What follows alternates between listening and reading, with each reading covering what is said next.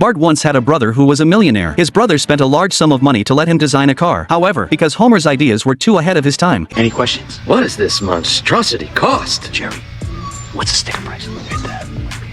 $82,000! His brother went bankrupt, and his originally perfect life was ruined. Since then, he has been living in the wild with a group of vagrants. After being decadent for a long time, he decided to start over. He sat on a bench, trying hard to think of a brand new project. At this time, he noticed a woman holding a baby beside him. Although the woman had fed the baby and changed its diaper, the baby kept crying. Herb immediately got an inspiration. He found those vagrants and told them his new idea, but he still lacked startup capital. Just then, he saw the news that Homer had won $2,000. He jumped on a train to Springfield and soon arrived at the neighborhood where Homer lived. One side of the neighborhood was messy, and the other side was neat and new. He readily walked into the neat yard, but it turned out that the owner of the house was Flanders. Unexpectedly, Flanders was very enthusiastic. He not only let Herb take a bath, but also gave him a suit of clothes. After that, Herb went to Homer's house. The two children were very happy to see their uncle. Herb admitted that he was still angry with Homer, saying that every word Homer said made him want to hit him. At this time, Marge came over to ask about his recent life. He said he lived in a cardboard box, slept in a dilapidated fireplace, and looked for food in the trash when he was hungry. The whole family had a pleasant dinner. The next day, Herb proposed that he hoped Homer could sponsor him $2,000. Herb took the family to a restaurant and took out a glass of water and a mechanical bird as examples. Now this is an example of how one little idea,